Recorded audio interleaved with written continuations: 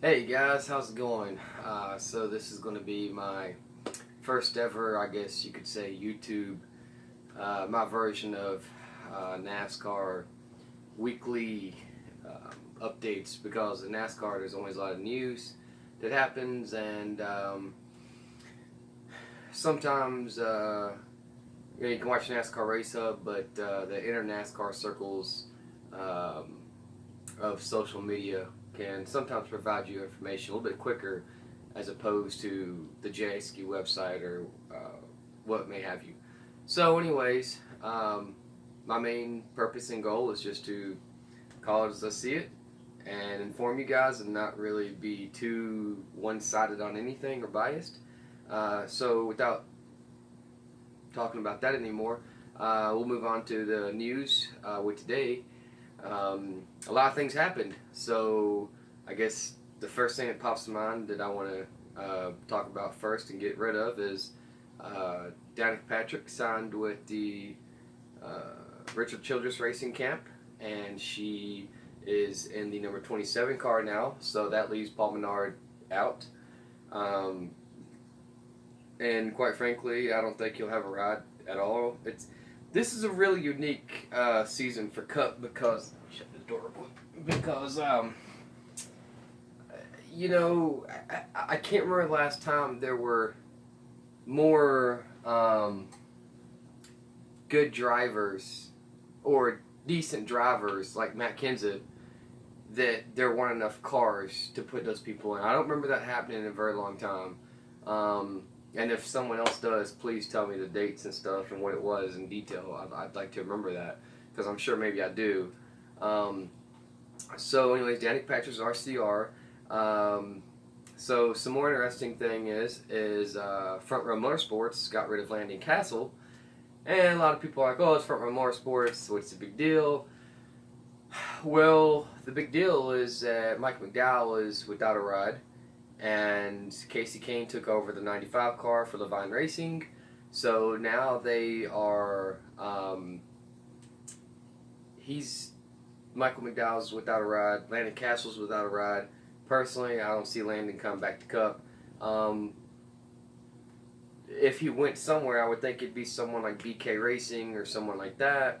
But they are in severe financial problems, from what I understand, and I highly doubt they will be back next year. So, with that being said, I think his future in Cup is pretty much not going to be next year. I don't think he'll be around. So, it's interesting going back to Front Row Motorsports. You know, Richard Petty Motorsports, RPM, they had Smithfield all those years. Well, they lost Smithfield all of a sudden. And now Smithfield's with SHR. And Eric Almirola is going to be, they're thinking, without a ride next year. And so people are tossing around the idea of Bubba Wallace and this and that. But to get back to the FRM thing and Richard Childress Racing and all that stuff, so there's a lot of talk that FRM is going to align with Toyota and Joe Gibbs and or RCR. So that's interesting because FRM and Danica Patrick, they've kind of coincidentally had issues with each other. I remember a few years ago she got fined for kind of intentionally wrecking David Gilliland and get into a skirmish with that. And a lot of it's because they both kind of sometimes run in the same areas on the track, position-wise. So, it's kind of understandable. So that'll be interesting. And then with the whole Petty Motorsports thing, I think RCR was really shooting to get with Petty Motorsports. Well, now the sponsorship's all kind of in question and everything else. They say that, they have a sponsor and this and that, but, there's just, I don't know, just something in the water is not really, something's not kosher in Denmark over there. So,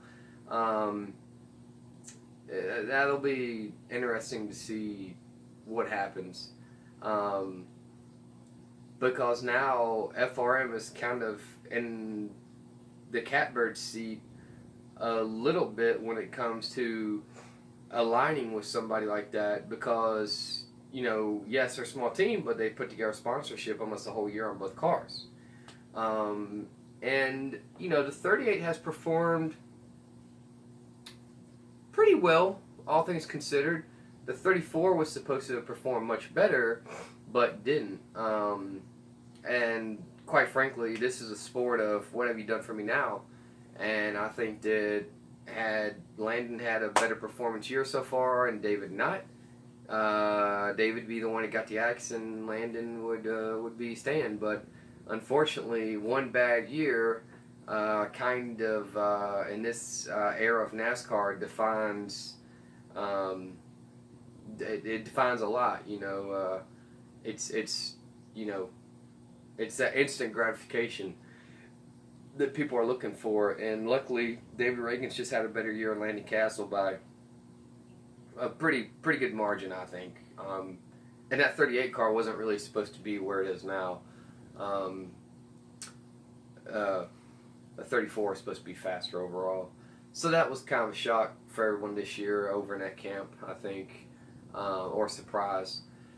So, it's going to be interesting to see what happens. Landon Castle said that FRM contacted him, and he said that the team was looking to make radical changes. So, I'm under the impression, and I've been hearing that they're going to go ahead and align with somebody. We're not sure yet, but if they align with Joe Gibbs, that would be mega. That would be that would put FRM in a whole different zip code compared to what they are now. So even with RCR, I think it would be, if you're an FRM fan, you've been an FRM fan for, a few years or whatever, you're going to be doing cartwheels in the yard no matter who they get with. So, but hey, kudos to Bob Jenkins, those guys. That's great for them. It's awesome. It's great. I just think with the Roush Alliance, it's just not. I know Stenhouse is in a chase and they've got speed, but I've heard Roush is pretty tight with things, and he doesn't really give them much discount on the engines and chassis, or the engines and everything else that they get. So I don't think they're too happy with Roush. I think they feel like he could be a little more fair. And their cars are running good. Stenhouse is running good. Trevor is kind of, had his good runs, but there's some things lacking there. So it's there's a lot going on as far as Petty Motorsports. It's really quite the I guess one person's misfortune, another person's fortune. It seemed like everything was kind of going okay for Petty Motorsports. They had Smithfield. They were going to probably align with somebody. Things were going to start getting better. Well, now it just seems like it's taking a nosedive. And it's so weird. It's like it happened within 2 weeks. And, I'm kind of concerned about them. I just don't know,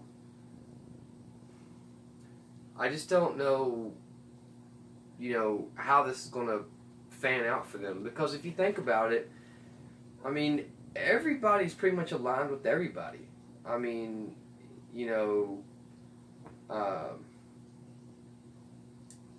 Germain Racing has an alliance with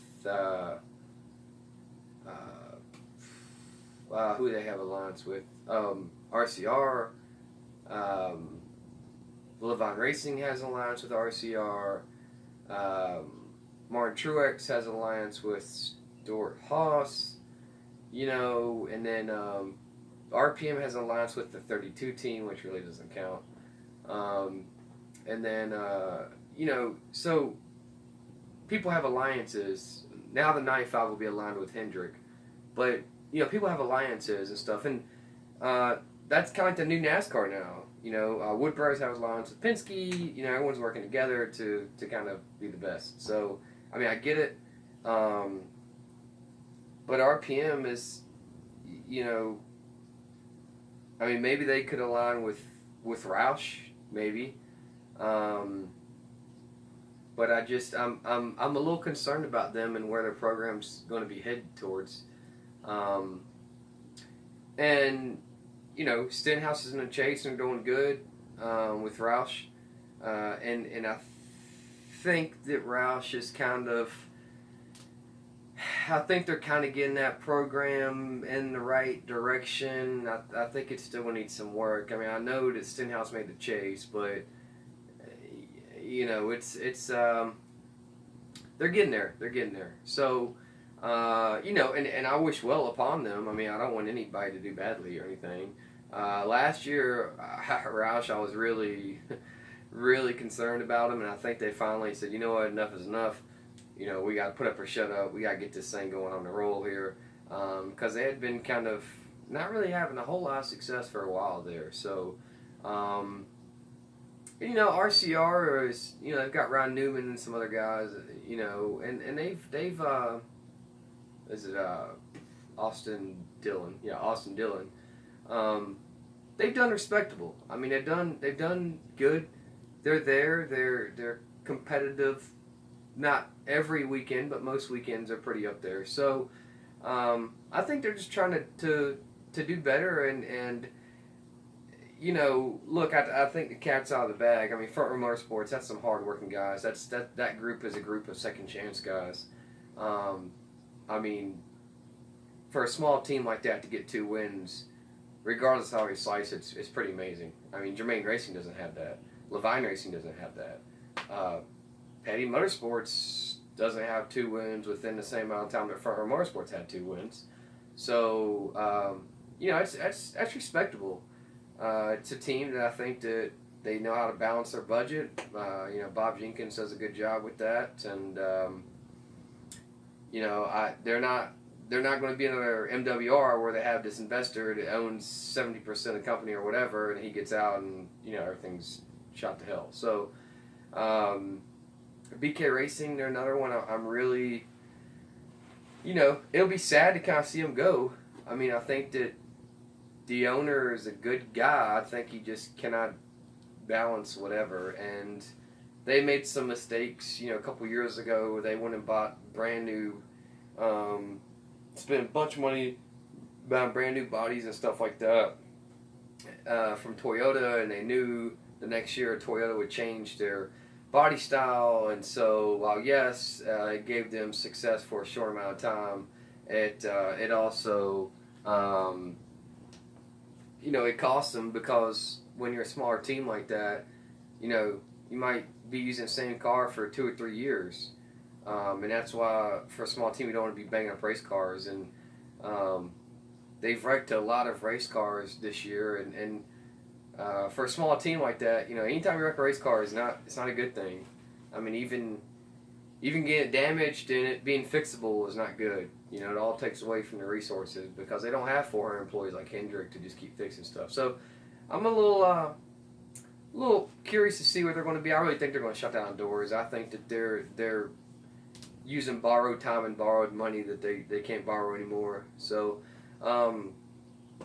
another one, you know, can Truex be stopped? You know, I mean, gosh, I felt like he should have probably won the championship. What was it, last year? Last year before he had the engine. I mean, he just, you know, and more power to him, man. I mean, the guy's making it happen. Him and Cole Pern are just a force to be reckoned with. And, you know, you got to give credit where credit's due, right? So, yeah, can he be stopped? I mean, you know, I'm pulling for the guy. I mean, I like him. I mean, it's amazing what they're doing. And, I mean, it's just got to be just work. I mean, that's just work, man. I mean, you can't get away with cheating, but for so long to where you get caught. And I think it's just work. And, hey, if they are cheating, they're cheating in ways that no one else is finding it. So, whatever, you know. But I think they just have it, man. I mean, it's amazing. Like in Charlotte, like last weekend, they just, you know, it's like, oh, they're running 12th, you know, like, oh, there's their weakness. You know what I mean? It's like, oh, that's their weakness, and then they won the freaking race. And everyone, like Steve Letarte, everybody's like, oh, yeah, we finally found their weakness, 78, you know, blah, blah, blah. And it's like, no, you didn't. They just, we're getting their act together. You know what I mean? Like, it's crazy. So, I'm kind of waiting for Jimmy Johnson to turn the switch. Look, the thing is, Jimmy Johnson, right? Like, he's just going to do it. I mean, it doesn't, it's funny because, like, last year, everybody said the same thing. It was like the Denver Broncos going to a Super Bowl 3 or 4 years ago. Everyone said the same thing, like, oh, man, there's no way, like, you're not doing this. And damned if that dude didn't just make it happen. I mean, I don't see... I haven't seen the switch get flipped yet, really, like it has in years past. I really haven't seen that yet. But I don't think it's too late. I mean, I just think that Jimmy and Chad, they just know how to do it. Like, I really do. So that'll be interesting to see. I'm trying to think of what else is on my mind. So Dale Jr., that's a whole other topic, really. But long story short, it's the end of his career. He's done with NASCAR. Honestly, I don't have anything against Junior, but I think that it's just confusing to me how a driver that has not had the success in other sports in comparison to a Peyton Manning or a Tom Brady has had so much popularity. I think Kevin Harvick was right when he said, think of how popular he would have been if he wasn't with, if he had championships and stuff, So that's really odd to me.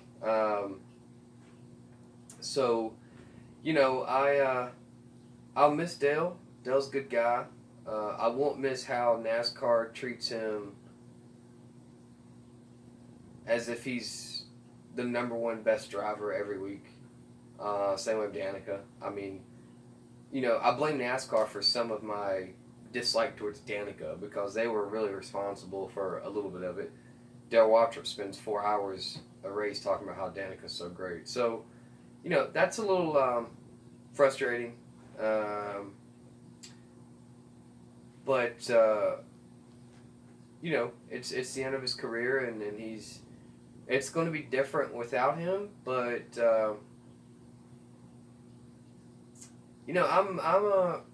I'm interested to see how NASCAR does with all that. I mean, they have kind of used and abused Dale Earnhardt's status quo and everything for so long that it'll be interesting to see what happens when he's gone and how they market the sport, because he'll no longer be in the commercials. He won't be in the whatever. They'll probably still put his car in the commercials if they can on like some type of replay, but he's not going to be in like the little flyers and brochures and everything else. So that'll be interesting to see how they respond back. But don't get me wrong, there's a lot of good talents coming from NASCAR. I'm a big Kyle Larson and Chase Elliott fan, so I hope they do well.